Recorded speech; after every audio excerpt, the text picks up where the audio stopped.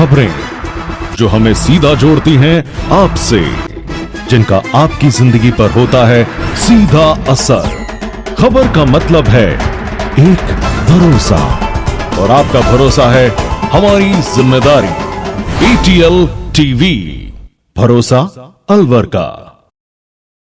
नमस्कार, आप देख रहे हैं ATL टीवी और आपके साथ मैं हूं तोशी। पहले नजर हेडलाइंस पर।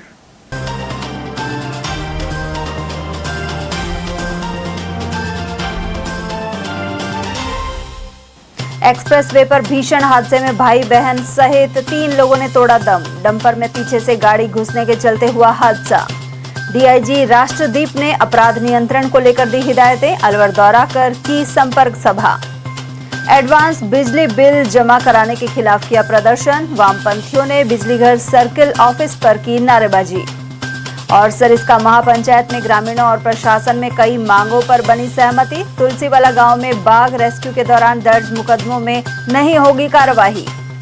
और अब हेडलाइंस को देखते हैं विस्तार से। दिल्ली मुंबई एक्सप्रेसवे पर भीषण हादसा सामने आया है। इसके चलते भाई बहन समेत 3 लोगों की दर्दनाक मौत हो गई। वे जयपुर से फरीदाबाद जा रहे थे। बुर्जा गांव के पास बजरी से भरे डंपर में पीछे से उनकी गाड़ी घुस गई। हादसा गत रात करीब 1 बजे एक्सप्रेसवे पर बुर्जा गांव के समीप हुआ। दुर्घटना की सूचना मिलते ही NHAI की एम्बुलेंस मौके पर पहुंची और तीनों को सामुदायिक स्वास्थ्य केंद्र बड़ौदा मेव लाया गया, जहां चिकित्सकों ने उन्हें मृत घोषित कर दिया। मृतकों की पहचान 20 वर्षीय आसू सिंह, 18 वर्षीय सलोनी सिंह और 31 साल के चालक विकास कुमार के रूप में हुई है। आसू और सलोनी मूल रूप से ग्राम टिगरिया रैनी के निवासी थे और वर्तमान में जयपुर के सांगानेर क्षेत्र में रह रहे थे। साथ ही सलोनी फरीदाबाद में होटल मैनेजमेंट का कोर्स कर रही थी। उसका भाई उसे आयशर वाहन से फरीदाबाद छोड़ने जा रहा था। वहीं यूपी निवासी विकास कुमार गाड़ी चला रहा था। इसी दौरान बुर्जा गांव के पास आगे चल रहे बजरी से भरे डंपर में आयशर वाहन पीछे से जा टकराया। ऐसे में तीनों ने मौके पर ही दम तोड़ दिया। शुक्रवार दोपहर करीब 1 बजे परिजनों के पहुंचने के बाद पुलिस ने पोस्टमार्टम करवाकर शव परिजनों को सौंप दिए हैं। अलवर रेंज के DIG कुंवर राष्ट्रदीप शुक्रवार को अलवर दौरे पर पहुंचे। उन्होंने सबसे पहले पुलिस लाइन का निरीक्षण किया। साथ ही पुलिस अधिकारियों की संपर्क सभा में विभिन्न शाखाओं की कार्यप्रणाली और व्यवस्थाओं की विस्तृत जानकारी ली। DIG ने पुलिस लाइन की व्यवस्थाओं का जायजा लेते हुए अधिकारियों को अनुशासन, समय पर कार्य निष्पादन और बेहतर पुलिसिंग के निर्देश दिए। साथ ही कुछ थानों और CO कार्यालयों का दौरा किया। उन्होंने जिला मुख्यालय पर क्राइम मीटिंग भी ली। इस दौरान अपराध नियंत्रण, लंबित प्रकरणों के निस्तारण, वांछित अपराधियों की गिरफ्तारी, महिला सुरक्षा, साइबर अपराध, नशा तस्करी और सड़क सुरक्षा आदि विषयों पर समीक्षा हुई। DIG ने अधिकारियों को निर्देश दिए कि आम जन के साथ संवेदनशील व्यवहार करते हुए पुलिस की कार्यशैली को और अधिक प्रभावी बनाया जाए। देखिए, ये वार्षिक निरीक्षण है। अभी अलवर में इस समय वार्षिक निरीक्षण करने के लिए आया हुआ हूँ। अभी निरीक्षण शुरू ही किया है, अभी केवल संपर्क सभा ली है। इसके बाद में क्राइम मीटिंग भी होनी है, तो विस्तार से अलवर के बारे में अभी बात की जा सकती है। फिलहाल जो मैं अलवर के बारे में बात कर सकता हूँ अपने संपर्क सभा में लोगों के साथ बात करने के बाद, देखिए, अलवर पुलिस जो है वो हमेशा से ही अपने कार्य के लिए जानी जाती रही है। बहुत सारी चुनौतियों को पहले भी अलवर पुलिस ने बहुत अच्छे से हैंडल किया है। और जो अपेक्षाएं संपर्क सभा के दौरान मेरे अपने साथियों के साथ में थी, उसके बारे में उनसे बात की है। अपेक्षाएं यही है कि जो उभरते हुए नए क्राइम है उनके लिए हम ज्यादा सेंसिटिव बने। हमारे पास जो परिवादी आए तो उस परिवादी को हम उसकी पीड़ा को समझ करके उसे उसी तरीके से हैंडल करें। नॉर्मली साइबर क्राइम में आजकल ये देखने को मिलता है कि जब परिवादी आता है तो कहीं ना कहीं उसकी कुछ गलती हो सकती है उस क्राइम के घटित हो जाने में, पर उसे ये फील कराना उसकी पीड़ा को बढ़ाना ही होगा। इसलिए मैंने ये अपेक्षा की अपने साथियों से कि उसे परिवादी को ऐसा कुछ भी फील नहीं कराए। वो हमारे पास में कुछ उम्मीदें लेकर के आया हुआ है, उससे बात करें, यथासंभव उसकी समस्या का समाधान करने का प्रयास करें। इस तरह की चीजों पर ही बात हुई है अपने साथियों से। सर, एक बड़ी जिला है अलवर, पुलिस लाइन बहुत वर्षों पुरानी, छोटी है, गाड़ी और यहाँ बहुत सारे संसाधनों की जरूरत है। हाँ, मैंने अभी जो आपने बात उठाई है, अभी पुलिस लाइन के इंस्पेक्शन के समय बात समझ में आई है कि संसाधनों की आवश्यकता है। गाड़ियों की जो बात है, गाड़ियों की अवेलेबिलिटी है यहाँ पर, लेकिन जो नई नीड्स हैं उसके आधार पर गाड़ियों को दोबारा से रिव्यू करने की जरूरत है कि गाड़ियों की क्या आवश्यकता है वर्तमान में। इसके साथ जो इंफ्रास्ट्रक्चर की नीड्स है उसके बारे में SP साहब से बात हुई है। कुछ प्रपोजल पुलिस मुख्यालय के स्तर पर पेंडिंग है, मैं उनको चेक करूंगा और उनमें जो भी मदद पुलिस मुख्यालय की तरफ से हो पाएगी वो कराने का प्रयास करेंगे। देखिए, स्टाफ की कमी जो है वो अलवर स्पेसिफिक नहीं है, पूरे ही स्टेट में अलग अलग रैंक्स पर स्टाफ की कमी है। कुछ रैंक्स पर ये कमी प्रमोशन नहीं हो पाने के कारण दिखाई पड़ती है, और अभी रिसेंटली कांस्टेबल्स की कमी फील होने लगी है, क्योंकि बहुत तीव्र गति से कुछ प्रमोशंस कराए गए। उन प्रमोशंस के हो जाने के बाद में कांस्टेबलरी में कमी आ गई है, और ऊपर हेड कांस्टेबल एएसआई में संख्या थोड़ी इंप्रूव हुई है। इसके अलावा नए बहुत सारे ब्रांचेस खुलने के बाद में उन ब्रांचेस को शुरू तो कर दिया गया है, पर उसके लिए जो नफरी भर्तियों की प्रक्रिया है उसमें निश्चित रूप से 1-2 साल का समय लगता है। इस कारण भी वो कमी फील हो रही है, क्योंकि नई विंग्स को शुरू कर दिया गया है पुरानी नफरी का इस्तेमाल करते हुए, क्योंकि समय की आवश्यकता होती है, इसलिए हम तुरंत ही उन ब्रांचेस को शुरू करते हैं। पर उन ब्रांचेस में जो रिक्रूटमेंट होकर के लोग आने थे, उनमें भर्ती की जो प्रक्रिया है उसमें 1-2 साल का समय लगता है। उसके बाद में नफरी में इंप्रूवमेंट। आम उपभोक्ताओं से 2 माह का एडवांस बिजली बिल जमा करवाने के विरोध में शुक्रवार को अलवर में बिजली सर्किल स्थित अधिशासी अभियंता कार्यालय पर प्रदर्शन किया गया। पदाधिकारियों के अनुसार उपभोक्ता अपने बिजली के बिल लगातार जमा करवा रहे हैं। उन्होंने सवाल किया कि ऐसे में एडवांस लेने की जरूरत क्या है। वहीं विद्युत निगम नोटिस देकर उपभोक्ताओं पर राशि जमा नहीं कराने पर बिजली कनेक्शन काटने का भी दबाव बना रहा है। जिला सचिव तेजपाल सैनी के अनुसार महंगाई और बेरोजगारी से राहत देना तो दूर, उस पर और आर्थिक बोझ डाला जा रहा है। हम यहाँ बिजली विभाग पर आए हैं। बिजली विभाग ये इस तरह के ये नोटिस हैं ये जारी कर रहे हैं उपभोक्ताओं का, और सिक्योरिटी के नाम से तो वो महीने का जमा करा रहे हैं। तो इस तरह से जो ये उपभोक्ताओं पर जो बोझ लाता जा रहा है ये बिल्कुल अन्यायपूर्ण है, और सरकार इस पर दबाव बनाए हुए है। पहले इन्होंने स्मार्ट मीटर लगाए गए थे, उन स्मार्ट मीटरों से भी बिजली बोर्ड का निजीकरण किया जा रहा है, और आम उपभोक्ताओं पर जैसे कि हम मोबाइल चार्ज कराते हैं उस तरह से उन बिजली के मीटर को भी चार्ज कराना पड़ेगा। जब भी आपका चार्ज खत्म हो जाएगा, रात को 12 बजे भी बिजली चली जाएगी और वो वहीं से कनेक्शन वगैरह काट देंगे। तो इस तरह की जो स्थितियां जो पैदा कर रहे हैं ये आम जनता के लिए बिल्कुल मारामारी का काम हो रहा है। आम जनता को रोजगार नहीं है, बेरोजगारी है, महंगाई ऊपर से बढ़ रही है, सरकार बढ़ा रही है। यानी जहां सरकार को आम जनता को राहत देनी चाहिए थी वो राहत न दे करके और आम जनता पर आर्थिक बोझ लादे पे जा रही है, जिससे आम जनता बिल्कुल त्राहिमाम है, बिल्कुल परेशानी की स्थिति में है। उसका समाधान किया जाना चाहिए। आज हम ये यहाँ इसलिए आए हैं कि जो बिजली विभाग ने नोटिस जारी किए हैं इन नोटिसों को समाप्त किया जाए, वापस लिया जाए, जिससे कि आम जनता को राहत मिल सके। भर्तरी तिराहे पर हुई महापंचायत में 16 मांगों पर सहमति बन गई है। इस दौरान प्रशासन से वार्ता की गई, साथ ही अमल नहीं होने पर 10 दिन बाद फिर आंदोलन की चेतावनी दी गई है। सरिस्का क्षेत्र के 17 गांवों के ग्रामीणों की महापंचायत भारतीय किसान यूनियन के बैनर तले बोधन राम की अध्यक्षता में बुलाई गई थी।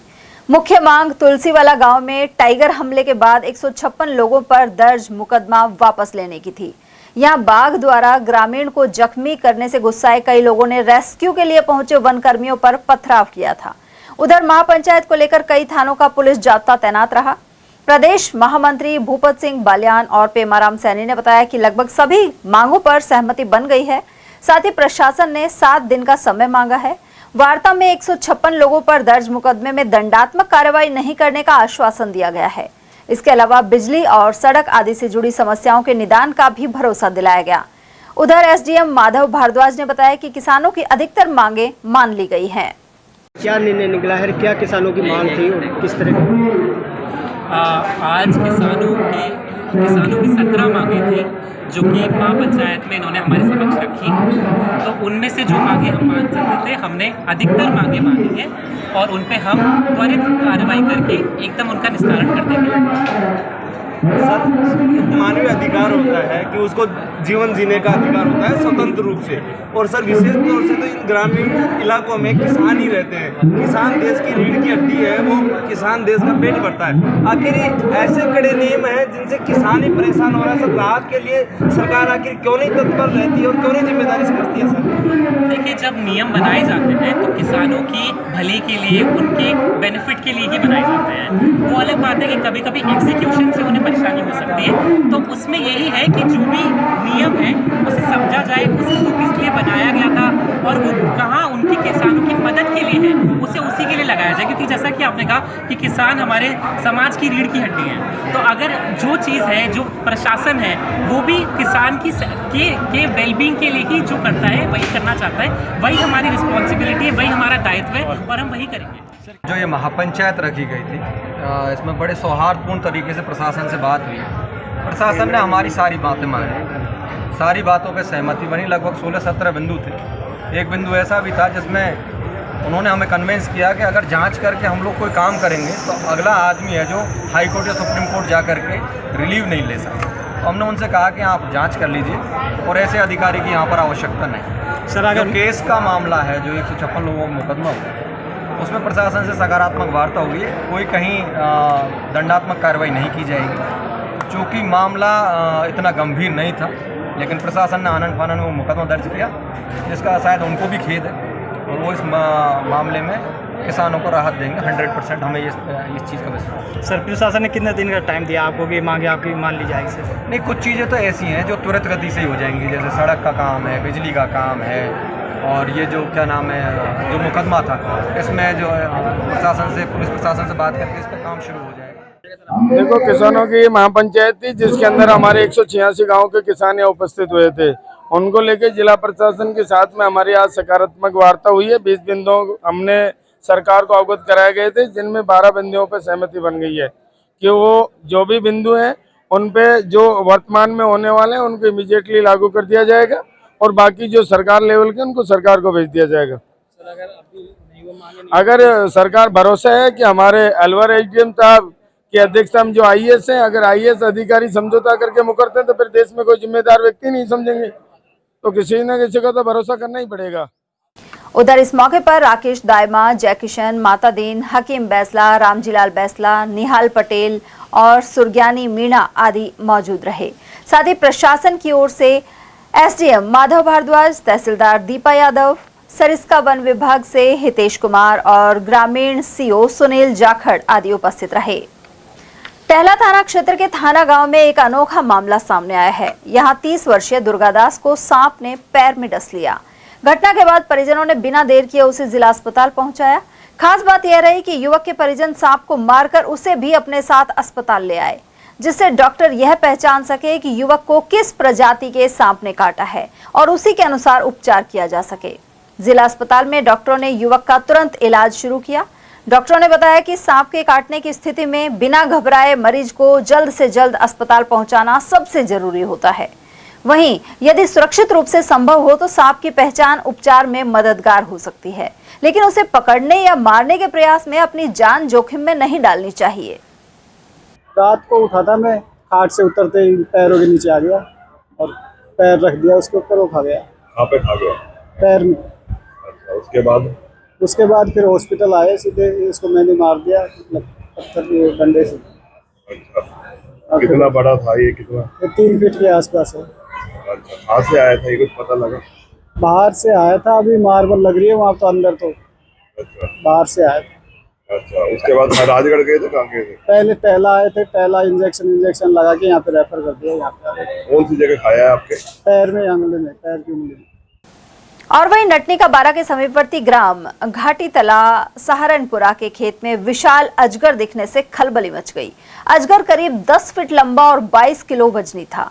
ग्रामीणों की सूचना पर स्नेक कैचर और उनकी टीम मौके पर पहुंची। इसके बाद अजगर को रेस्क्यू कर सरिस्का के जंगल में छोड़ दिया गया। रेस्क्यू करने वाले चिन्मय मैकमेसी ने बताया कि ग्रामीणों से सूचना मिलने पर वे मौके पर पहुंचे थे। गांव में घरों से कुछ ही दूरी पर स्थित एक खेत में बड़ा अजगर दिखाई दिया था। इस अजगर की लंबाई लगभग 10 फीट और वजन 22 किलोग्राम के आसपास था। रेस्क्यू के बाद टीम ने उसे आबादी क्षेत्र से दूर सुरक्षित जंगल में ले जाकर छोड़ दिया, जिसके बाद ग्रामीणों ने राहत की सांस ली। हमारे पास में कॉल आई थी लगभग रात के 8:30-9 बजे के करीब, और घाटी तला सहारनपुरा नटनी के बारा से ईस्ट 4 से 5 किलोमीटर दूर। और वहाँ पे हमारे को इन्फॉर्मेशन मिली कि एक काफ़ी विशालकाय अजगर जो है वो घर के पास में, गांव के पास में खेतों में नज़र आ रहा है। तो हमने तुरंत मुस्तैदी से कार्रवाई की और तुरंत हम लोग लगभग आधे घंटे में अलवर से सहारनपुरा और घाटी तला गांव में पहुंचे, और वहां पे जाके खेत और गांव के बीच में से एक 10 फीट लंबे नर विशालकाय अजगर, जो कि जिसका वजन था 23 22 से 25 किलो और उसका रेस्क्यू करके उसको हमने सुरक्षित तरीके से रेस्क्यू किया। 150-200 लोग वहाँ पे मौजूद थे, काफ़ी भयभीत थे क्योंकि वो फसल के बीच में कटाई कर रहे थे और वहाँ पे उनको विशालकाय नर अजगर की मौजूदगी दिखाई दी और हमने उसका रेस्क्यू करने के बाद में उसको जंगल के अंदर सुरक्षित रिलीज कर दिया। अलवर शहर के एनएबी थाना क्षेत्र में हनुमान चौराहा पुलिस चौकी के पास दिन दहाड़े चोरी हो गई। चौकी से करीब 20 फीट की दूरी पर सड़क किनारे लगी चीनी मिट्टी के बर्तनों की दुकान से एक महिला और एक पुरुष तिरपाल हटाकर कई बर्तन कार में रखकर फरार हो गए। पूरी घटना का वीडियो सड़क के दूसरी ओर हनुमान मंदिर के बाहर ठेला लगाने वाले व्यक्ति ने अपने मोबाइल में रिकॉर्ड कर लिया। पीड़ित दुकानदार संजय लोहार ने बताया कि वह अपने मित्र अश्विनी के साथ किसी काम से बाहर गए थे। जाने से पहले उन्होंने बर्तनों को तिरपाल से ढक दिया था। लौटने पर सामान बिखरा मिला। जांच करने पर हजारों रुपए कीमत के चीनी मिट्टी के बर्तन गायब मिले।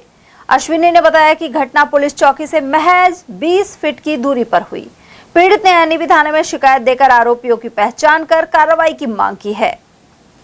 राजगढ़ थाना क्षेत्र के दलालपुर गांव निवासी 32 वर्षीय सिक्योरिटी गार्ड प्रकाश चंद मीणा की जहरीली दवा के सेवन के चलते मौत हो गई। जानकारी के अनुसार प्रकाश चंद मीणा उद्योगनगर थाना क्षेत्र स्थित एक निजी कंपनी में सिक्योरिटी गार्ड था। वह उद्योगनगर क्षेत्र में किराए के मकान में पत्नी और 2 बच्चों के साथ रहता था। 25 जुलाई को वह परिवार सहित अपने पैतृक गांव दलालपुर पहुंचा। 26 जुलाई की सुबह उसने शराब के नशे में अज्ञात कारणों से जहरीली दवा का सेवन कर लिया।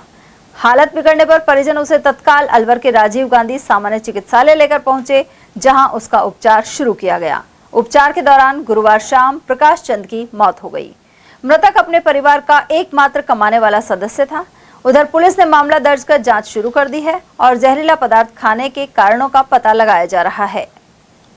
अलवर में वन मंत्री संजय शर्मा ने मानवता की मिसाल पेश करते हुए सड़क दुर्घटना में घायल युवक की जान बचाने के लिए तुरंत मदद की। वन मंत्री सर्किट हाउस से अपने निवास लौट रहे थे। जैसे ही उनकी गाड़ी एसएमडी सर्किल पहुंची, उन्होंने सड़क पर एक युवक को घायल अवस्था में पड़ा देखा। युवक ने शराब पी रखी थी और मौके पर सैकड़ों लोगों की भीड़ मौजूद थी, लेकिन कोई भी उसकी मदद के लिए आगे नहीं आया। यह देखकर वन मंत्री अपनी गाड़ी से उतरे और घायल युवक को गाड़ी में बैठाकर राजीव गांधी सामान्य चिकित्सालय पहुंचाया। वहां उन्होंने युवक को भर्ती करवाया और चिकित्सकों को तत्काल उपचार के निर्देश दिए। ग्राम डुमेडा में खस्ताहाल सड़क को लेकर ग्रामीणों ने आक्रोश जताया है। उन्होंने कांग्रेस एवं बीजेपी दोनों को खरी खोटी सुनाते हुए आगामी पंचायत चुनाव बहिष्कार की चेतावनी भी दी है। शुक्रवार को ग्रामीणों ने सड़क पर उतरकर विरोध प्रदर्शन किया। उनका कहना है कि सड़क निर्माण को लेकर कई बार पत्र लिखे जा चुके हैं और ज्ञापन दिए जा चुके हैं, लेकिन ना तो वर्तमान सरकार सुन रही है और ना ही पूर्व सरकार ने ध्यान दिया। ग्रामीणों ने आरोप लगाया कि पिछली कांग्रेस सरकार में मंत्री रहे टीकाराम जूली और भाजपा के पूर्व विधायक जयराम जाटव ने भी इस मुद्दे पर कोई ध्यान नहीं दिया। वहीं केंद्रीय मंत्री भूपेंद्र यादव को भी ग्रामीण कई बार पत्र भेज चुके हैं, लेकिन नतीजा शून्य रहा। आक्रोशित ग्रामीणों ने चेतावनी दी है कि जल्द ही सड़क निर्माण शुरू नहीं होने पर वे आगामी चुनावों का बहिष्कार करेंगे। गौरतलब है कि डुमेडा की इस सड़क से बरसात में गुजरना मुश्किल हो जाता है। साथ ही बच्चों और महिलाओं को फिसलने से कई बार चोट आ चुकी है। ग्रामीणों का कहना है कि 10 साल से यही हाल है, लेकिन जनप्रतिनिधियों को सिर्फ वोट के समय ही गांव याद आता है। राम चौधरी क्यों इकट्ठे हुए और ये रोड का बारा होया इकट्ठा रोड ना बन रहा, 5 साल हो गए टूटे पड़े हुए, सरकार को ध्यान ना दे रही। तो ये तो रोड तो 5 साल पहले भी टूटा हुआ था, ये 10 साल से टूटे पड़े हुए। तो दोनों पार्टियों ने कोई ध्यान दिया ही नहीं, ध्यान ना दे रहे, सब बेकार हो गया काम। आगे कुछ कहना चाहोगे इस रोड के बारे में? कहना चाहिए या तो बन जाए नहीं, या उठार दीवार कर देगा, सब दुनिया बंद हो जाए। भाई हम परेशान हुए, मेरे गूंठ टूट को यहाँ गिर के नहीं। हमारे छोटे छोटे बच्चा जाए, बच्चा परेशान होता है। सरे ड्रेस ने कीच में रोत रोत के लाए रोजी ना डेली हमारे छोरे रहे ना यहाँ हमको मुसीबत आवे हैं करना। बेरा इस सरेट हूँ सूर हूँ तक ले लेने तक फूट पड़ा। मार बालक रोजे ना आवे, रोजे न जावे, रोजे न गिरे। या में कभी कोई गिर जा, कभी कोई को हाथ टूट जा, कभी कोई को पाम टूट जा। हमारी बूढ़ी सुबह गिर पड़ी, हमें बहुत तगड़ा परेशान है। हमें कोई ना बना रो रोड। ये रोड है, ये करीब 5 साल से टूटा हुआ पड़ा हुआ है और इसका कोई सुध नहीं लेते, न तो बीजेपी सरकार लेती है, न कांग्रेस सरकार लेती है। और हमारे एमएलए के पास हमने कई बार शिकायत भी की है, इसकी कोई सुनता ही नहीं है हमारी। एमएलए कौन है? टीकाराम जूली। पूर्व में भी राज्य मंत्री रहे। हाँ जी। तो उसके बावजूद भी इस गाँव की सुध नहीं लिया? नहीं लिया आज तक भी। स्कूली छात्र छात्राओं की सुरक्षा के लिए 1 माह का विशेष वाहन जांच अभियान संचालित हो रहा है। इसके तहत परिवहन एवं पुलिस विभाग द्वारा 27 बाल वाहिनियों पर कार्रवाई की गई। जिला कलेक्टर डॉक्टर अर्तिका शुक्ला के निर्देशानुसार परिवहन और पुलिस विभाग यह अभियान चला रहा है। प्रादेशिक परिवहन अधिकारी रविंद्र जोशी ने बताया कि बिना चालक लाइसेंस के 10, बिना बीमा के 2, क्षमता से अधिक सवारी के 6 और बिना फिटनेस के 5 चालान किए गए। साथ ही कई अन्य चालान बनाकर 6 वाहनों को मौके पर ही जब्त किया गया। इसके अलावा पुलिस विभाग द्वारा 10 वाहनों के चालान बनाकर 2 वाहनों को जब्त किया गया है। भाजपा नेता एवं पूर्व विधायक राजेंद्र सिंह चौधरी के अनुसार केंद्र सरकार राष्ट्रीय खाद्य सुरक्षा योजना के तहत पात्र लोगों को अब सब्सिडी के साथ सिलेंडर देगी। राज्य सरकार सिलेंडर की लागत का सिर्फ 450 रुपए ही लेगी और शेष राशि सब्सिडी के रूप में खाते में जमा की जाएगी। इस योजना से अलवर जिले के करीब 1,60,000 लोगों को जोड़ा जा रहा है। खाद्य सुरक्षा योजना एक सरकार ने नई योजना बनाई है। इस योजना में इसको राष्ट्रीय सुरक्षा योजना है, खाद्य सुरक्षा योजना। इसके तहत 450 रुपये में सिलेंडर देगी। सिलेंडर ज़्यादा 1000 रुपये का तो 600 रुपये सरकार इनके खाते में जमा करा देगी। ये एक बहुत बड़ी योजना है। इससे 1,60,000 उपभोक्ताओं को लाभ मिलेगा। तो गरीब लोग हैं जो इस योजना से जुड़े हुए हैं तो उनकी सब्सिडी सीधे खाते में आएगी। उनकी सब्सिडी सीधे खाते में आ जाएगी। पहले सिलेंडर के पैसे देने पड़ेंगे, बाद में उसके खाते उनको तो 450 रुपये में सिलेंडर पड़ेगा। गरीब लोगों को कितना फायदा मिलेगा? इस गरीबों को फायदा आधे से ज़्यादा फायदा, कीमत कम हो जाएगी इनकी, ठीक है ना। सिलेंडर की कीमत कम हो जाएगी तो गरीबों को फायदा होगा। 450 में सिलेंडर मिलेगा। आपको लगता है कि गरीबों के लिए बहुत अच्छी योजना साबित होगी? गरीबों के लिए अच्छी योजना है। गरीबों के लिए सिलेंडर लेने में जो पैसे ज़्यादा खर्च होते थे वो कम खर्च होंगे। अब जेब पर कम जोर पड़ेगा, गरीब के लिए फायदा होगा। नेक कमाई फाउंडेशन की ओर से अलवर के स्कीम 1 स्थित प्लॉट संख्या 234 स्थित नारी सृजन गैलरी में हैंडीक्राफ्ट का निःशुल्क प्रशिक्षण दिया जा रहा है। साथ ही यहां प्रशिक्षण प्राप्त जरूरतमंद महिलाओं द्वारा बनाए गए उत्पाद की बाजार में बिक्री का भी रूट मैप तैयार किया गया है। संरक्षक दौलतराम हजरती और मुख्य कोऑर्डिनेटर अभिषेक तनेजा ने यह जानकारी दी। उन्होंने बताया कि यहां शगुन थाली, पूजा व करवा चौथ थाली, रिंग, प्लेटर, गिफ्ट और हैम्पर पैकिंग और वेडिंग आइटम आदि सिखाए जाते हैं। 15 दिवसीय कोर्स में किसी भी उम्र की महिलाएं भाग ले सकती हैं। यह प्रशिक्षण श्वेता शर्मा के निर्देशन में जारी है। साथ ही नेक कमाई की ओर से आगामी दिनों में गारमेंट्स और मेकअप स्टूडियो भी खोले जाएंगे। इन महिलाओं के बने उत्पादों का तीज मेला रिवाज रिसोर्ट्स में आयोजित किया जाएगा। इको जेंट्रा अर्थ फाउंडेशन द्वारा अलवर के रणजीत नगर ग्रीन पार्क में पौधरोपण एवं पर्यावरण संरक्षण अभियान आयोजित किया गया। कार्यक्रम में युवा स्वयंसेवकों ने उत्साह के साथ पौधे लगाकर उनके संरक्षण का संकल्प लिया। फाउंडेशन के संस्थापक एवं पर्यावरणविद युवराज प्रधान ने बताया कि ऐसे अभियानों का उद्देश्य युवाओं को एकजुट कर समाज और पर्यावरण के प्रति उनकी जिम्मेदारी को मजबूत करना है। कार्यक्रम में समाजसेवी रेखा महलावत एवं अतुल सक्सेना भी उपस्थित रहे। अभियान में खुशी, तरुण, छवि, पलक सैनी, देवेश, वीर बहादुर, योगेश, वंश, संदीपा, नितिन और करीना आदि ने सक्रिय भागीदारी निभाई। अलवर में संजय कॉलोनी स्थित श्री इच्छापूर्ण महादेव मंदिर में श्रीमद् भागवत कथा का आयोजन किया जा रहा है। कथा का वाचन वृंदावन से आई मनु किशोरी व्यास द्वारा किया जा रहा है। वहीं शुभारंभ के मौके पर भव्य कलश यात्रा निकाली गई। पहले दिन कथा में इस कॉलोनी सहित आसपास के श्रद्धालु पहुंचे। खबरें अभी और भी हैं, लेकिन फिलहाल वक्त एक छोटे से ब्रेक का, फौरन लौटेंगे। आप बने रहिए हमारे साथ और देखते रहिए ATL TV। फर्नीचर का 32 साल पुराना जाना माना नाम राहुल डेकोर। यहाँ आपकी लाडली बिटिया के लिए अथवा अपने घर के लिए सभी प्रकार का सागवान का फर्नीचर उपलब्ध है।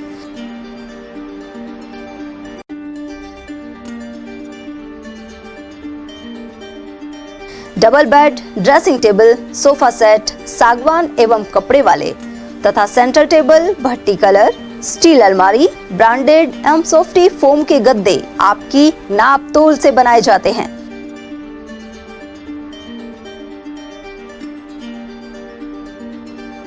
सभी सामान एक ही छत के नीचे उपलब्ध। हमारा पता है अलवर बोर्ड, जैसवंत तिराहे से पहले, कटी घाटी, अलवर। Contact number 9414019769 and 9414019768। मेरी ज़मीं में महबूब मेरी मेरी नस नस में। इतिहास गवाह है, दुश्मनों की मैली नजर जब भी हमारी भारत माँ के आंचल पर पड़ी, हमारे वीर जवानों ने दुश्मनों के छक्के छुड़ा दिए।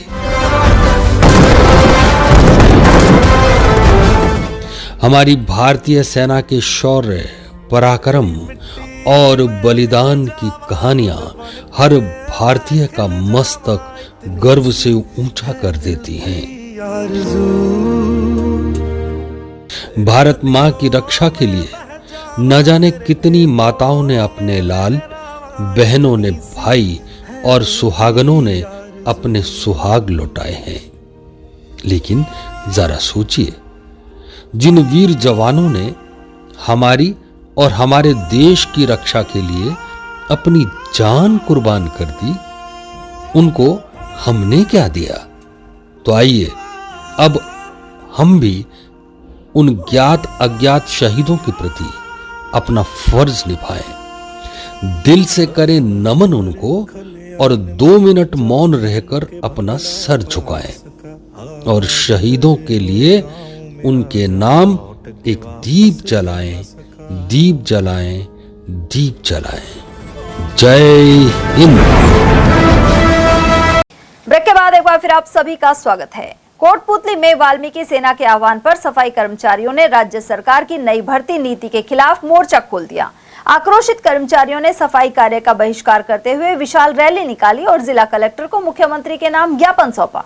प्रदर्शन के दौरान कर्मचारियों ने मुख्यमंत्री भजनलाल शर्मा और स्वायत्त शासन मंत्री झावर सिंह खर्रा का पुतला जलाकर जमकर नारेबाजी की। कर्मचारियों ने ऐलान किया कि जब तक उनकी मांगें पूरी नहीं होती तब तक अनिश्चितकालीन झाड़ू डाउन हड़ताल जारी रहेगी। हाल ही में राज्य सरकार द्वारा सफाई कर्मचारियों की भर्ती निकाली गई है, जिसमें कर्मचारियों को 5 साल के लिए संविदा पर रखे जाने का प्रावधान किया गया है। वाल्मीकि समाज और सफाई कर्मियों का आरोप है कि सरकार स्थायी रोजगार देने के बजाय संविदा प्रथा को बढ़ावा देकर खिलवाड़ कर रही है। प्रदर्शन के दौरान सफाई कर्मचारी नगर परिषद परिसर में एकत्र हुए और नारेबाजी करते हुए रैली के रूप में कलेक्ट्रेट पहुंचे।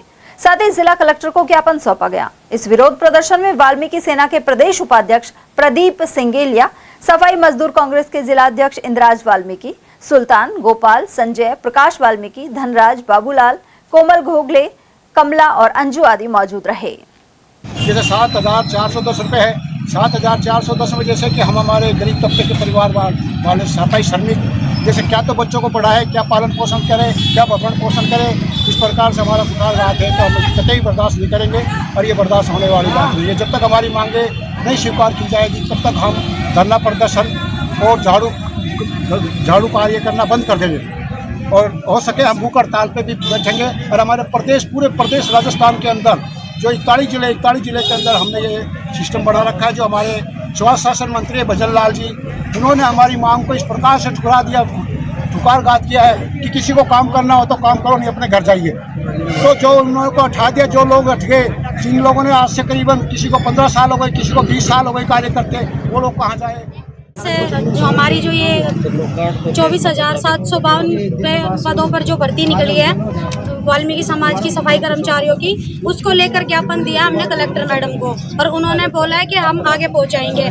तो और मैं ये कहना चाहती हूँ, जो सरकार ने जो ये आरक्षण पे जो भर्ती निकाली है, हम उस आरक्षण का विरोध करते हैं। हमें ये भर्ती नहीं करनी, ना ही हम फार्म भरेंगे हमारी जाति से। वाल्मीकि समाज इतने दिन से जो 10 साल से 15 साल से 5 साल से जो काम कर रही है वो कहाँ जाएंगे। और 7400 रुपये में आज तक आपने सुना भी है क्या कि कोई भी सरकारी कर्मचारी को 7400 रुपये मिल रहे? स्टार्टिंग में 2018 में जो भर्ती निकली थी उसमें भी अन्य समाज को प्राथमिकता दी गई थी और अब भी हमारे साथ वही अन्याय कर रही है सरकार। क्यों? मालाखेड़ा क्षेत्र में इब्तिदा संस्था की ओर से चलाए जा रहे महिला आजीविका कार्यक्रम के तहत वित्तीय साक्षरता पर प्रशिक्षण दिया गया। कोऑर्डिनेटर अजरुद्दीन ने इस दौरान बताया कि महिला उद्यमियों की आय कैसे बढ़े और साइबर फ्रॉड से कैसे बचा जाए। साथ ही प्रशिक्षणकर्ता मनोज ने जानकारी दी कि पैसे को सही तरीके से कमाना, खर्च करना, बचाना और निवेश करने की सीख और समझ ही वित्तीय साक्षरता है। उन्होंने एटीएम, पासबुक और चेक के उपयोग सहित मोबाइल बैंकिंग आदि की भी जानकारी दी। इस अवसर पर फील्ड कोऑर्डिनेटर रघुनाथ सिंह सहित प्रमोद, सुरेश और राशिद आदि उपस्थित रहे। गणेश चतुर्थी से पहले यूआईटी के भूमि अवाप्ति अधिकारी जितेंद्र नरूका ने पर्यावरण संरक्षण का अनूठा उदाहरण पेश किया है। उन्होंने गाय के गोबर से गणेश जी की प्रतिमाएं तैयार कर हरित गणेशोत्सव का संदेश दिया है। नरूका ने बताया कि पिछले कुछ वर्षों में प्लास्टर ऑफ पेरिस और रासायनिक रंगों से बनी मूर्तियों के विसर्जन से नदियों, झीलों और तालाबों का जल प्रदूषित हो रहा है। इसी समस्या के समाधान के लिए उन्होंने गोबर से प्रतिमाएं बनाने का निर्णय लिया। इंदौर के स्वच्छता विशेषज्ञ अरशद वारसी से प्रेरणा लेकर सांचे की मदद से घर में ही गोबर की प्रतिमाएं तैयार की गई। इन्हें प्राकृतिक रंगों से सजाया गया है। खास बात यह है कि इन प्रतिमाओं का विसर्जन करने की जरूरत नहीं है। पूजा के बाद इन्हें घर के आंगन में किसी गमले या पेड़ के नीचे रख दिया जाए तो समय के साथ ये मिट्टी में मिलकर प्राकृतिक खाद बन जाती हैं। नरूका ने आम जन से अपील की है कि इस बार पीओपी मुक्त गणेश अपनाकर पर्यावरण बचाने में सहयोग करें। मॉनसून सक्रिय होने के साथ ही जमालपुर पंचायत के ग्राम मिर्जापुर में जोहड़ की भूमि पर पौधरोपण संपन्न हुआ। युवा टीम और किसान वर्ग से जुड़े हुए लोगों ने यहां गड्ढे खोदे और फलदार एवं फूलदार पौधे लगाए। इसमें हरिओम चौधरी और नरेंद्र सिंह सहित अन्य युवाओं ने भाग लिया। साथ ही कहा कि इन पौधों के वृक्ष बनने के बाद वायु प्रदूषण से निजात मिलेगी और क्षेत्र में हरियाली बढ़ेगी। और वहीं उद्यान विभाग द्वारा अलवर में संचालित नारायण विलास नर्सरी राजहंस में विभिन्न पौधे तैयार कर उनका वितरण किया जा रहा है। नर्सरी प्रभारी पिंकी मीणा के अनुसार यहां फलदार, फूलदार और छायादार सभी प्रकार के पौधे उपलब्ध हैं। पौधे की लंबाई और उम्र के अनुसार दर निर्धारित की गई है। उद्यान उप निदेशक के.एल. मीणा ने बताया कि संयुक्त निदेशक ने भी नर्सरी का निरीक्षण कर पौधों के वितरण पर संतोष व्यक्त किया था। साथ ही विभाग द्वारा दिए गए लक्ष्य को समय पर पूरा किया जाएगा।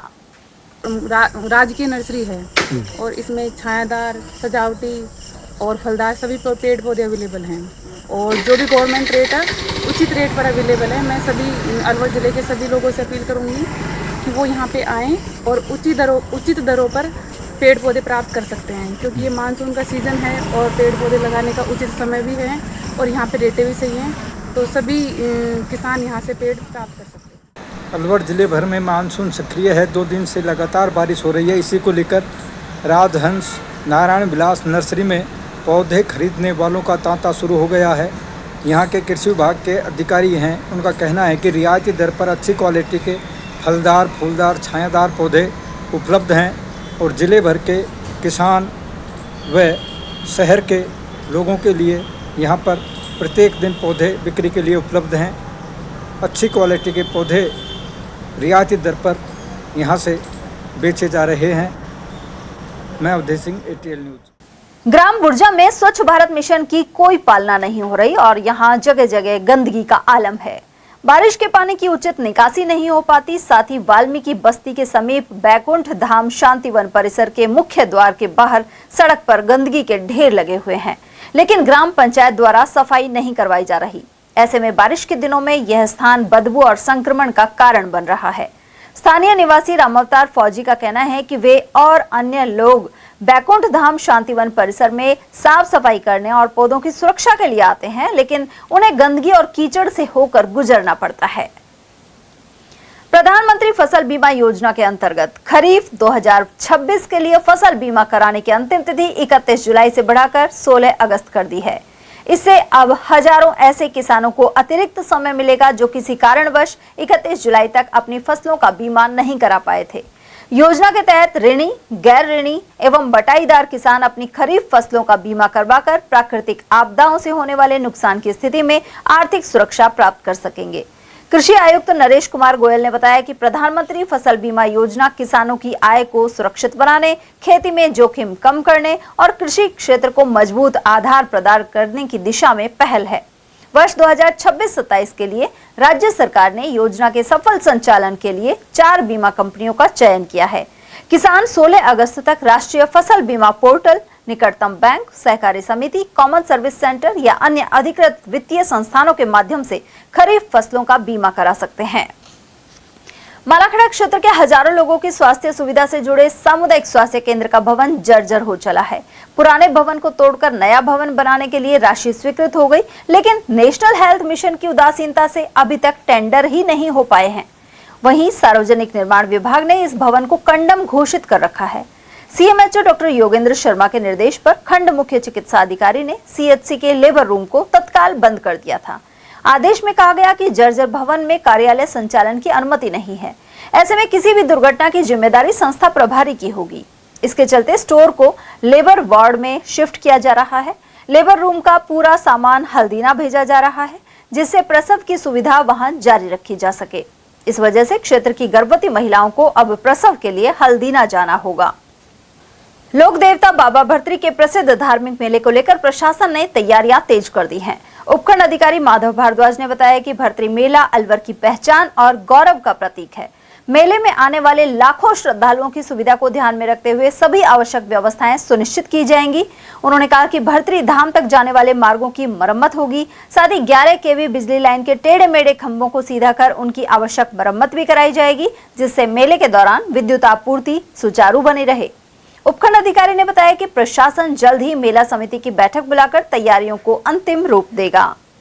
भर्तरी धाम का मेला आने वाला है, जो कि बहुत लोगों के द्वारा अटेंड किया जाता है और बहुत हमारे अलवर की शान है, जो जिसे हम कहते हैं। तो उसके लिए एक तो सड़क मरम्मत की जाएगी ताकि एकदम प्रॉपर मोटरेबल रोड बन जाए, क्योंकि सड़क अभी अच्छी कंडीशन में नहीं है। उसके अलावा 11 केवी की जो लाइन है उसमें जो मरम्मत की ज़रूरत है कि अगर तार छूट रहे हैं, जितने भी खंभे टेढ़े मेढ़े हुए हैं उन्हें भी सीधा कर दिया जाएगा और उनके जो है प्रॉपर मरम्मत की जाएगी। उसके अलावा श्रद्धालुओं के लिए पार्किंग, उनके लिए सारी व्यवस्था की जाएगी और प्रशासन और जो मंडल की कमेटी है जो कि ये मेला करवाती है, उनके बीच में समन्वय स्थापित करके एकदम अच्छे से श्रद्धापूर्वक ये मेला करवाया जाएगा। नमस्कार साथियों, आज मैं आपको बता दूं कि आज सावन महीना प्रारंभ हो गया है। तो सावन महीने के साथ साथ जो भोले के भक्त है वो भोले बाबा को रिझाने में लग गए हैं, क्योंकि दूर दूर से कावड़ ला रहे हैं। कुछ यहाँ के जो आसपास के जो श्रद्धालु है वो हरिद्वार से भी कावड़ लाते हैं। लेकिन अब सावन महीना और भादो महीना भर्तरी बाबा के 2 महीने में विशेष भीड़ पड़ती है। यहाँ विशेष आस्था उमड़ती है भर्तरी बाबा के लोक देवता पर। तो यहाँ अगले जो सितंबर आएगा तो यहाँ मेला भरने जाएगा। तो हम आपको दिखाते हैं, बड़ी तादाद में आप देख सकते हो कि श्रद्धालुओं की भीड़ यहाँ आप देख सकते हो। और सावन महीना प्रारंभ हो गया है तो यहाँ कावड़ लेकर भी आ रहे हैं श्रद्धालु। जो भोले बाबा के जो श्रद्धालु है वो कावड़ लेकर भी आ रहे हैं, यहाँ आस्था पूर्वक चला रहे हैं, क्योंकि अब सावन और भादो महीने में यहाँ विशेष भीड़ मिलती है। और अब सावन भादो महीने में यहाँ मेला भरेगा। भादो मास की शुक्ल पक्ष की अष्टमी को यहाँ भर मेला होता है और प्रशासन की पूरी चाक चौबंद व्यवस्था रहती है। तो आप देख सकते हो बड़ी तादाद में यहाँ श्रद्धालु आए हुए हैं और अपनी मन्नतें मांग रहे हैं। मैं धर्मेंद्र शर्मा, ATL न्यूज़ अलवर। अकबरपुर राजकीय उच्च माध्यमिक विद्यालय के खेल प्रांगण में शुक्रवार को पौधरोपण कर पर्यावरण संरक्षण का संदेश दिया गया। इस दौरान विद्यालय परिसर में लगभग 200 पौधे लगाए गए। विद्यार्थियों ने इन पौधों की देखभाल कर उन्हें जीवित रखने का संकल्प भी लिया। कार्यक्रम में अध्यापिका सरोज मीणा, अशोक चौधरी, सुरेश कुमार सहित विद्यालय स्टाफ एवं बड़ी संख्या में छात्र छात्राएं उपस्थित रहे। अध्यापिका सरोज मीणा ने बताया कि पर्यावरण संरक्षण के लिए अधिक से अधिक पेड़ लगाना समय की आवश्यकता है।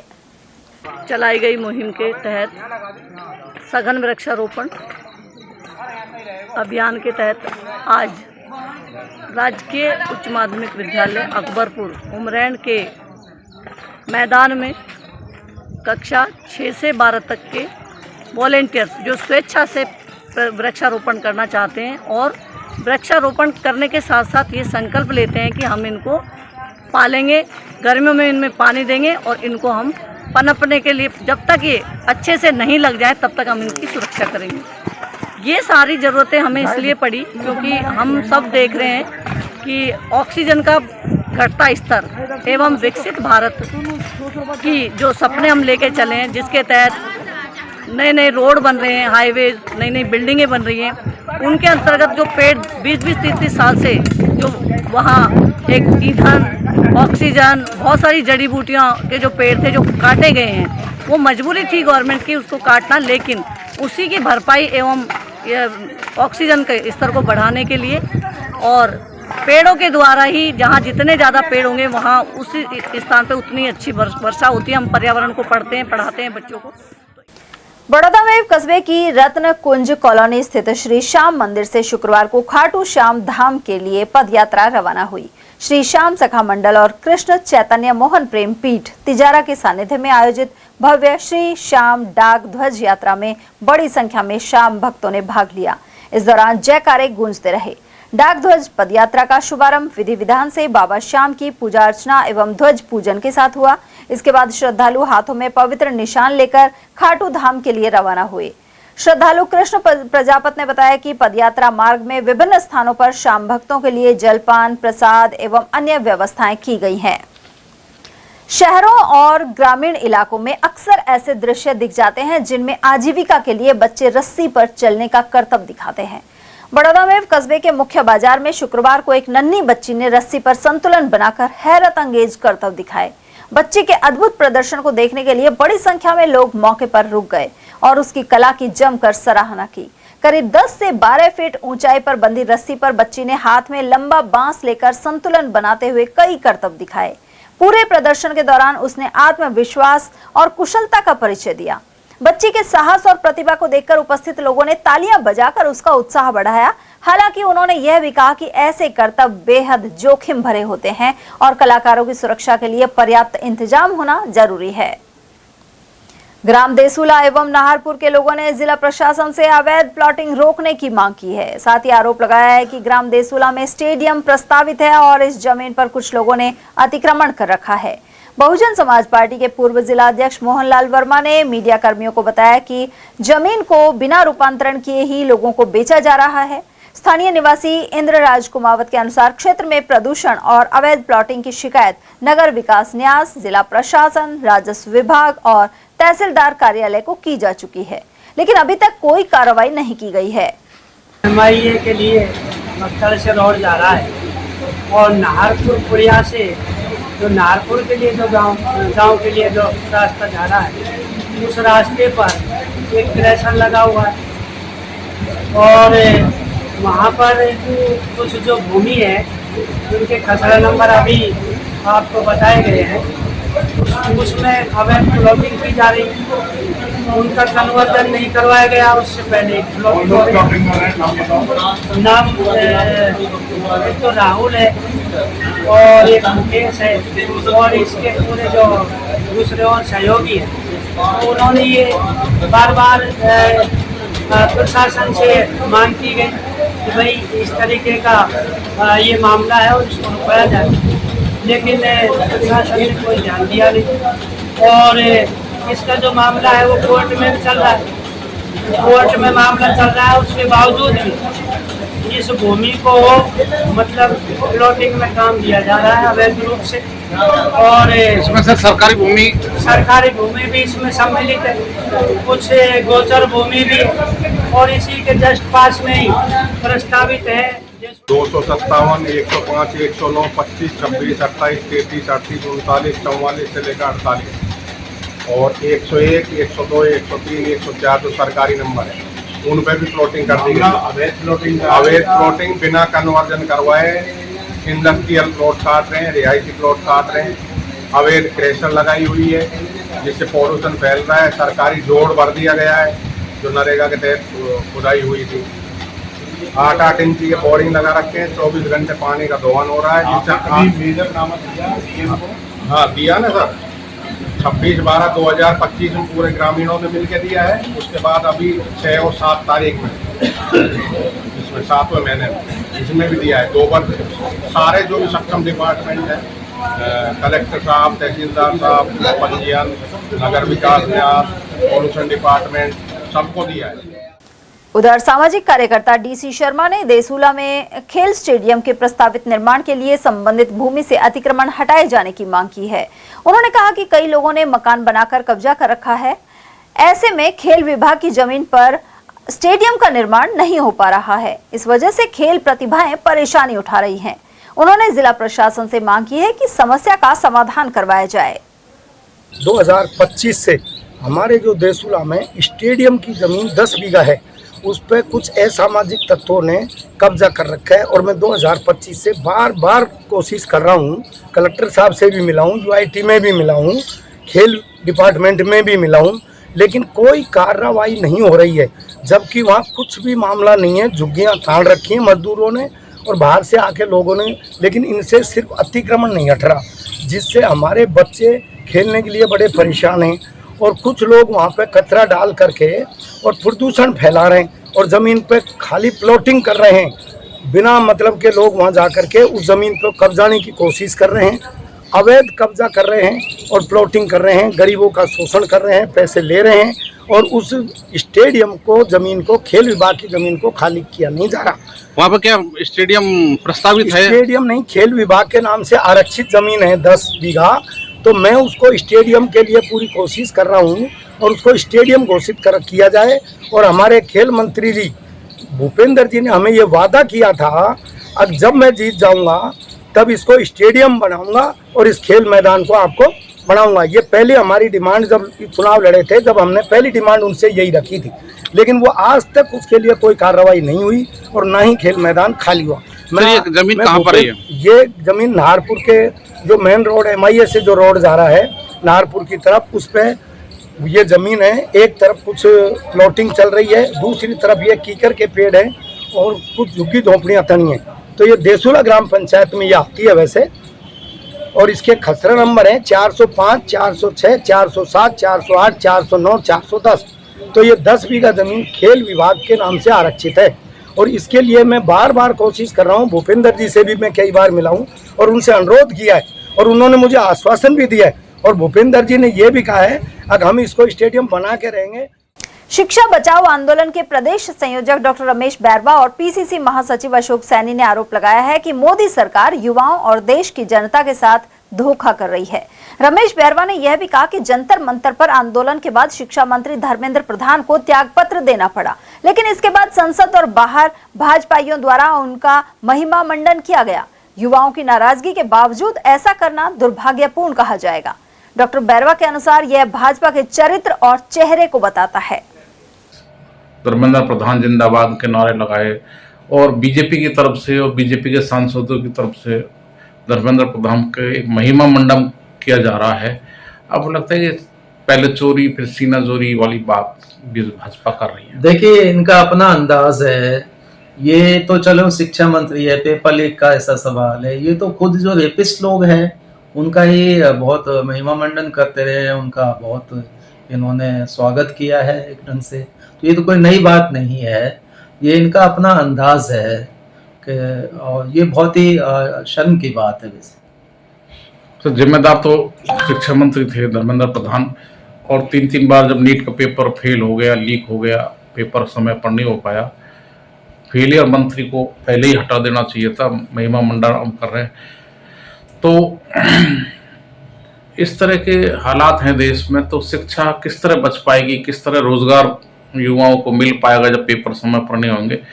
आपको लगता है कि इन सरकार युवाओं को रोजगार देने में विफल साबित हुई है? देखिए, जो अच्छे दिन लाने के वादे किए हैं, इन्होंने कहा है कि हम अमृतकाल के दौर ले आए हैं, बहुत विकास कर रहे हैं, तेजी से आर्थिक विकास हो रहा है, रोजगार देंगे।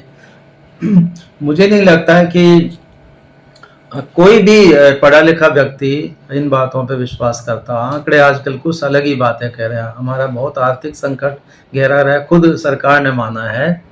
तो रोजगार तो सचमुच में एक संकट का बात है। दूसरी बात, शिक्षा का जो सवाल है, जिस पे शिक्षा बचाओ आंदोलन ज़्यादा फोकस कर रहा है, हम ये कतई नहीं मानते कि शिक्षा मंत्री को हटा देने से और दूसरा शिक्षा मंत्री के देने से ये संकट हल हो जाएगा।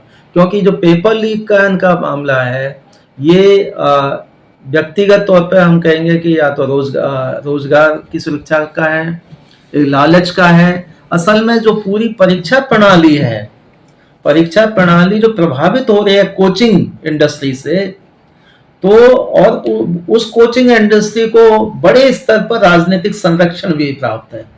कोचिंग वालों से खुद राजनेता पैसा लेते हैं चुनाव लड़ने के लिए। तो ये पूरा एक नेक्सस है बेसिकली।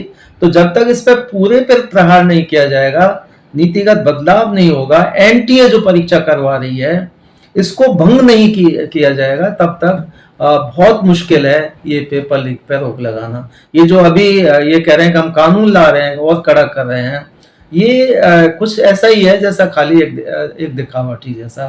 बहुत ज़्यादा कोई फर्क नहीं पड़ेगा सिर्फ कानून से, क्योंकि बचाव ही उपचार है। हालातों को ही सुधारना है आपको, कानून से हालात नहीं सुधरती है। उधर प्रदेश कांग्रेस कमेटी के महासचिव अशोक कुमार सैनी के अनुसार देश की जनता के साथ भाजपा ने धोखा किया है। सैनी ने कहा कि पिछली बार किसान आंदोलन के बाद भाजपा सरकार बहुमत नहीं प्राप्त कर सकी और गठबंधन की सरकार बनी। वहीं अब युवाओं ने आंदोलन किया है और अगले लोकसभा चुनाव में भाजपा और बदतर प्रदर्शन करेगी। कांग्रेस नेता के अनुसार किसानों, युवाओं, व्यापारियों और मजदूरों सहित हर वर्ग को धोखा देने का काम मोदी सरकार ने किया है। मैं आपके चैनल के माध्यम से बताना चाहूँगा, इसमें कोई दो राय नहीं। आज पूरा देश, हमारा राजस्थान स्टेट नहीं, पूरा देश बीजेपी के खिलाफ है। विपक्ष में सबसे बड़ी पार्टी कांग्रेस पार्टी है और कांग्रेस पार्टी की तरफ देख रहे हैं, क्योंकि वो पूर्व में 2014 से पहले आज़ादी से लेकर 14 तक कांग्रेस ने बहुत अच्छा राज किया है, देश को कई ऊंचाइयों में पहुंचाया है, विकास किया है, हर क्षेत्र में विकास किया है, चाहे रोजगार का हो, चाहे शिक्षा से हो, चिकित्सा का हो, चाहे महंगाई पर हो, सब पे अच्छी तरह राज किया है। लेकिन 2014 के बाद में जब से बीजेपी सरकार आई है, आज 12-13 साल होने को आ रहे हैं कि ये हर मामले में फेल है। इनके खुद के मंत्री कहीं कुछ बोल रहे हैं, कुछ कर रहे हैं। हर मंत्री, चाहे सड़क परिवहन मंत्री हो, वो सड़कों को नहीं कर पा रहे, खुद ही पड़ी है। चाहे शिक्षा मंत्री हो, वो शिक्षा के क्षेत्र में फेल है। शिक्षा मंत्री वो अपने क्षेत्र में फेल है, उनके खिलाफ। तो जो भी इनके मंत्री है, वन मंत्री है, वो तो कई बार अखबारों में भी आएगा। वन मंत्री तो पता नहीं कौन है, तो कोई जानता नहीं वन मंत्री, कभी कहीं दिखा नहीं उसका मंत्रालय को, तो बात की बात है, वन मंत्री को कोई नहीं जानता कि कौन है। तो सारे मंत्रालय ऐसे कोई काम नहीं कर रहे। तो इसमें जो हमारे छात्र आंदोलन कर रहे हैं, तो क्या करेंगे? 2 करोड़ नौकरी साल में देने के बाद होती, आज 13 साल हो गए, 13 में 26 करोड़ युवाओं को रोजगार मिलना चाहिए था। तो 26 की छोड़ा, इन्होंने 2 लाख 2 करोड़ को भी इन्होंने रोजगार नहीं दिया। तो बिल्कुल रोजगार के उस पर हमारे बच्चे जो आंदोलन कर रहे हैं सही कर रहे हैं कि उनको रोजगार नहीं मिल रहा। और जो नौकरियों, जो सरकारी नौकरी रिटायर होने, वो पद खत्म करते जा रहे हैं, उनको भर नहीं रहे। तो हर कोई सा भी डिपार्टमेंट उठा लो, शिक्षा, चिकित्सा, कोई भी पंचायत, हर क्षेत्र में जहाँ 10 आदमियों की सरकारी कर्मचारी की आवश्यकता है, वो 3-3, 4-4 है। स्कूलों में जितने अध्यापकों की जरूरत है वहाँ नहीं है। शिक्षा क्षेत्र में डॉक्टरों की कमी है, कंपाउंडरों की कमी है, पंचायत क्षेत्र में वहाँ पे कमी है, हर क्षेत्र में कमी है। क्यों? ये पूर्ति नहीं कर, जो रिटायर होते हैं पद खत्म करते जा रहे हैं। तो ऐसे प्रधानमंत्री कब तक करेंगे? एक तरफ देश को जाने कहाँ ऊंचाइयों पर ले जाने और देश को पूरी तरह बर्बाद करने पर तुले हुए। उनको तो अपने 2 दोस्त हैं, जो दोनों गुजरातियों को 2 गुजराती दोस्त दिखते हैं, उनका घर भर रहे हैं। वो कहीं थे जो 100 नंबर पे भी जो नहीं आते थे, आज वो वर्ल्ड में पहले 2 नंबर पे आ रहे हैं पूंजीपतियों में। उनकी पूंजी बढ़ती जा रही है, देश गरीब होता जा रहा है, उनको देश से कोई मतलब नहीं, महंगाई पर कोई कंट्रोल नहीं। जिला कलेक्टर डॉक्टर अर्तिका शुक्ला ने हरियालो राजस्थान अभियान के तहत मत्स्य औद्योगिक क्षेत्र में स्थित ऑक्सीजन पार्क में पौधरोपण किया। इस दौरान करीब 3000 पौधे लगाए गए। जिला कलेक्टर डॉक्टर अर्तिका शुक्ला ने हरियालो राजस्थान अभियान के तहत विभिन्न संस्थाओं के सहयोग से वृहद स्तर पर किए जा रहे पौधरोपण को सराहनीय बताया। उन्होंने कहा कि इससे ग्लोबल वार्मिंग की समस्या का समाधान संभव हो सकेगा। उन्होंने सभी से लगाए गए पौधों के संरक्षण एवं नियमित देखभाल की अपील की। उधर रीको के वरिष्ठ क्षेत्रीय प्रबंधक परेश सक्सेना ने बताया कि MIA औद्योगिक क्षेत्र में स्थित इस ऑक्सीजन पार्क में गत वर्ष भी 13,500 पौधे लगाए गए थे। इस अवसर पर जिला उद्योग केंद्र के महाप्रबंधक हरीश मित्तल, प्रदूषण नियंत्रण बोर्ड के RO सचिन धाकड़, मत्स्य उद्योग संघ के मनोज गुप्ता, वरिष्ठ पत्रकार बाबूलाल शर्मा और मेटसो प्रतिनिधि हरीश कुमार सहित औद्योगिक संस्थानों के प्रतिनिधि एवं कार्मिक उपस्थित रहे। और चलते चलते एक नजर हेडलाइंस पर।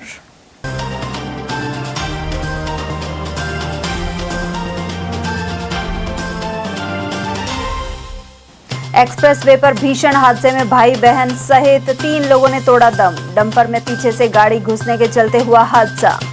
DIG राष्ट्रदीप ने अपराध नियंत्रण को लेकर दी हिदायतें। अलवर दौरा कर की संपर्क सभा। एडवांस बिजली बिल जमा कराने के खिलाफ किया प्रदर्शन। वामपंथियों ने बिजली घर सर्किल ऑफिस पर की नारेबाजी। और सरिस्का महापंचायत में ग्रामीणों और प्रशासन में कई मांगों पर बनी सहमति। तुलसीवाला गांव में बाघ रेस्क्यू के दौरान दर्ज मुकदमों में नहीं होगी कार्रवाई। ATL न्यूज में आज के लिए इतना ही। ताजा जानकारियों के लिए बने रहिए हमारे साथ। नमस्कार।